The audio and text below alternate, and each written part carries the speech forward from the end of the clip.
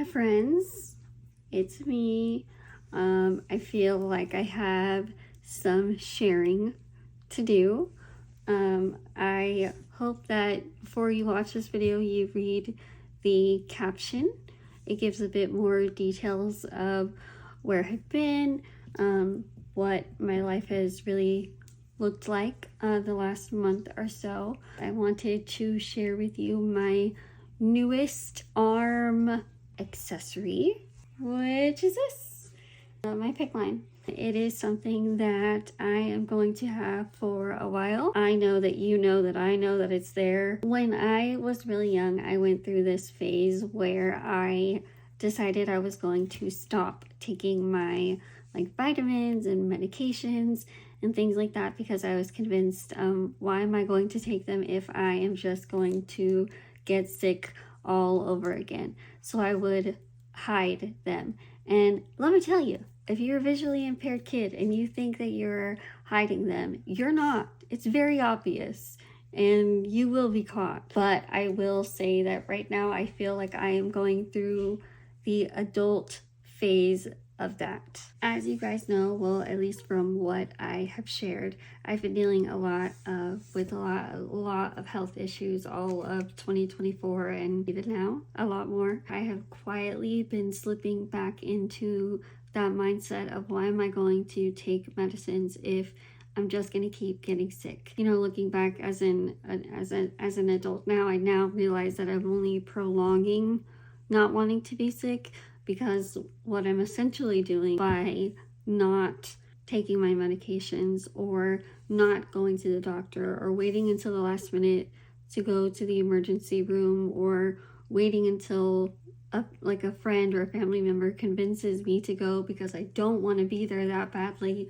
Doing all of those things has slowly snowballed into where I am right now, and that has led to a lot of very, very hard conversations that I think are very difficult, but have also been very, very necessary. I was talking to my dad and he mentioned there was a time in my career where my career was at its highest and its best, and I was speaking all over the world and I was so happy and I was meeting so many amazing people and all of these opportunities were coming to me and I wasn't having to do the work to go find the opportunities because things were just coming my way. And if I had an idea, I figured out how to do it, and I fought and I didn't take no for an answer, and I just, I had this spark, and I have lost that spark in many different ways. To put it sort of into perspective, I was talking to a friend and explaining to them, I feel like I have completely ran out of ways to say it's going to be okay. And I've never really thought those things. I've always thought there's so many ways to explain to someone that it's going to be okay, because it is going to be okay. There's different routes to get there. But I've been at a point where I'm just like, I got nothing. I have nothing to help anyone with because I just lost that spark and I have been lost. I have decided that I'm going to be open to really allowing people in my life to help me. I am going to be more willing to not be so defensive. I'm going to be willing to really hear them and not shut down the second I feel that they are wrong and I am right. Because I do often feel that I know absolutely everything in the world, and I don't.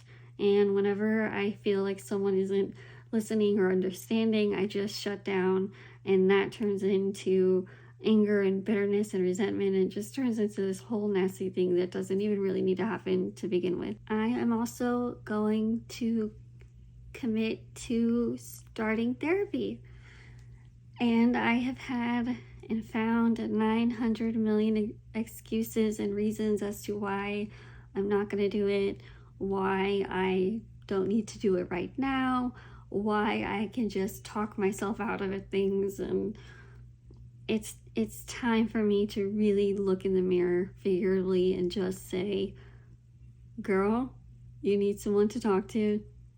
and to listen, for someone to listen to you, and that's okay.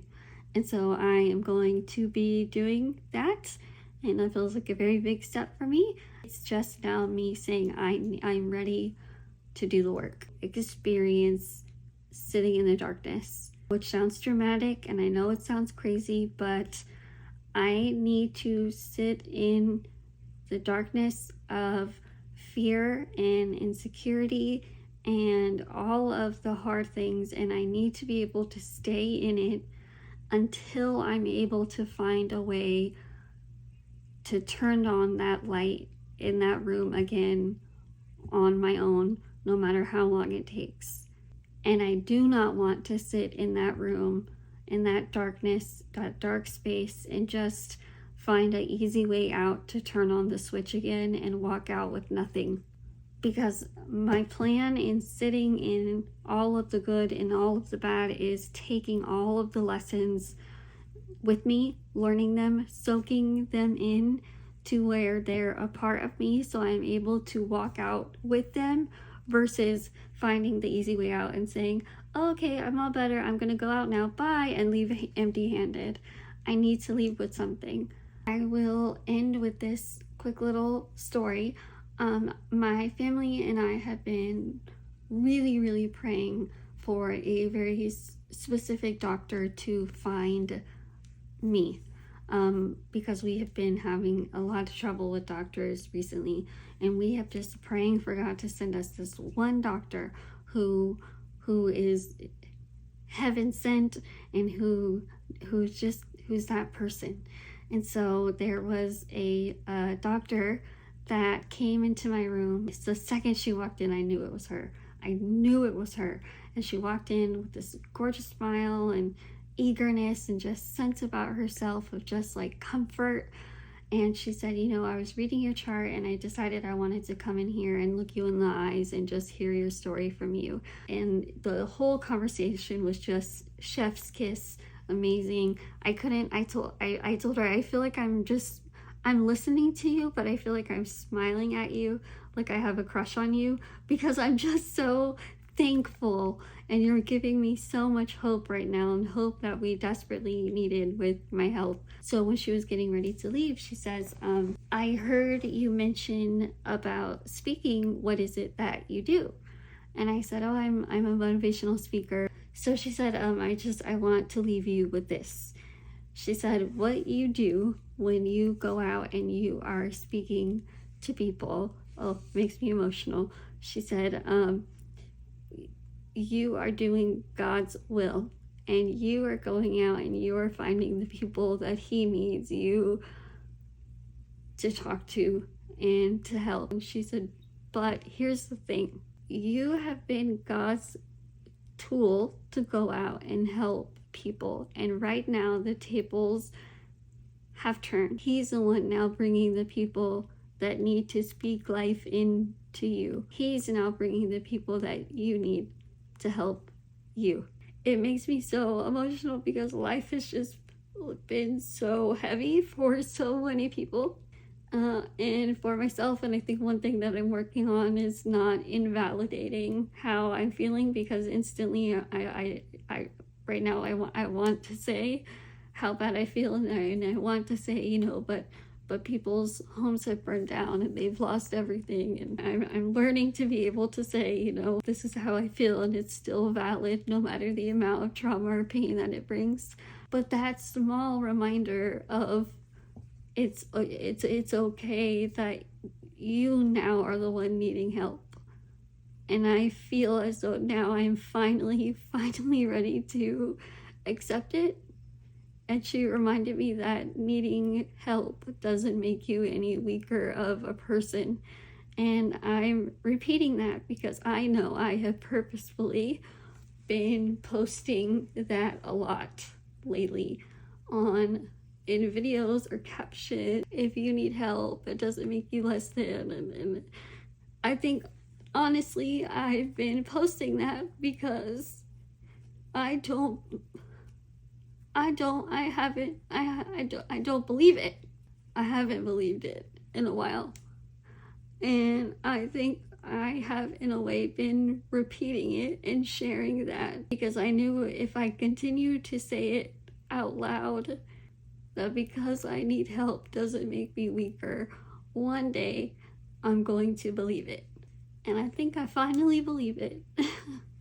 Everything is still technically going to be the same around here. Social media, I'm still going to be me. I'm still going to be posting all of my silly things, still speaking, still doing all the work that I can because it's my passion and what I love. But I will be making an effort to make changes that will help move me forward. I just wanted to let you know where I've been this past month, the truth of where I've been this past month, what I've been going through. But I love you guys, and I'll talk to you later.